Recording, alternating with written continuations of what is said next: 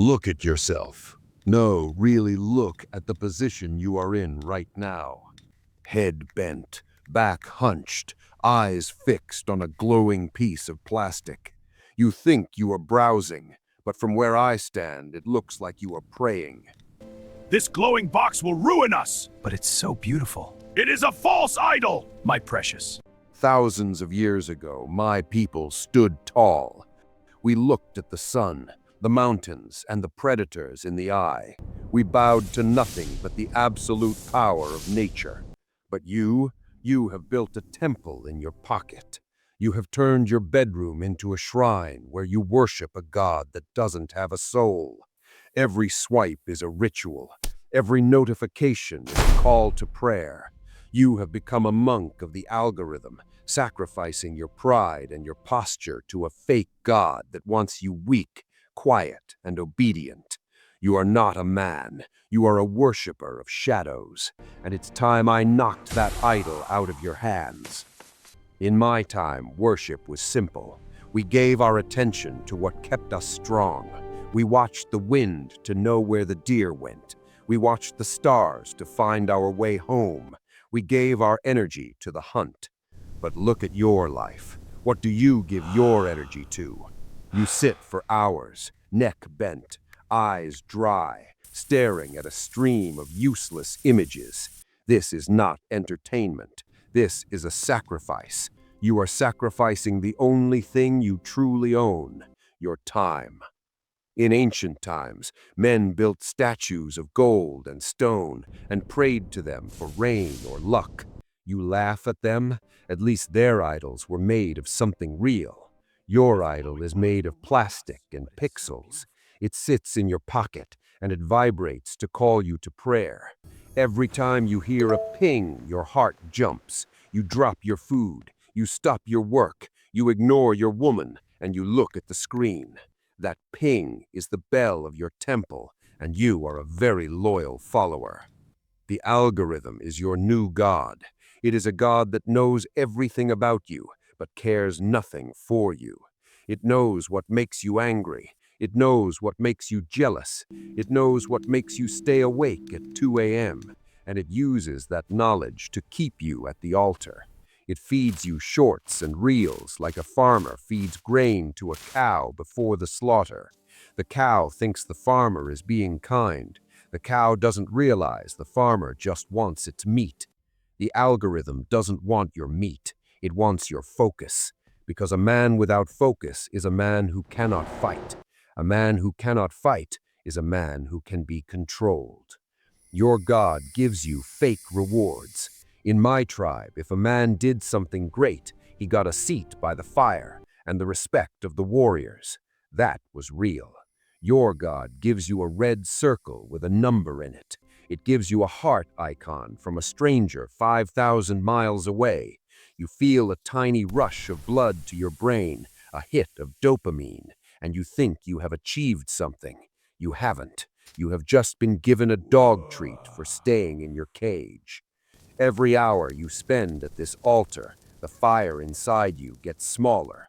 You were born to build. You were born to protect. You were born to create a legacy, but you are too busy watching a 15-second video of someone else's life.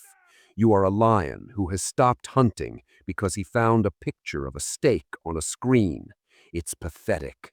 Stop bowing. Stop sacrificing your life to a machine that wants you to keep you weak, distracted, and tired. The sun is rising, and it doesn't need a Wi-Fi connection to give you power. In my time, the tribe was everything. It was not a choice, it was survival. A man alone was a dead man. Your tribe were the people who slept in the same cave, breathed the same smoke, and fought the same predators. When a mammoth charged, you didn't look at a screen for help. You looked to your left and your right. You saw the eyes of your brothers. You knew their smell, their strength, and their courage. If you fell, they picked you up. If they bled, you bandaged them. That was a real tribe. It was made of skin, bone, and loyalty. But look at what you call a tribe now. You have followers. You have subscribers. You have online communities. I call them the ghost tribe. You feel a connection to people who live 10,000 miles away. You listen to their voices in your ears while you walk down the street, ignoring the real people standing right next to you. You think you belong to something, but you are more alone than any caveman ever was. My ancestors never knew the word lonely because we were never truly alone. You have 5,000 friends on a screen and not a single one who would come to your house if you were starving. You are part of a tribe that doesn't exist in the physical world. It is a ghost. It is a hallucination made of pixels. You spend your days watching these heroes on the screen. You know their favorite food. You know their house. You know their opinions on things that don't matter. You feel like you know them. But here is the cold, hard truth that your fake gods won't tell you. They don't know you. In my time, a hero was a man you could touch. He was the warrior who stood between you and a pack of wolves. He was the man who brought the meat back when the tribe was starving. We respected him because we saw his blood, his sweat, and his scars.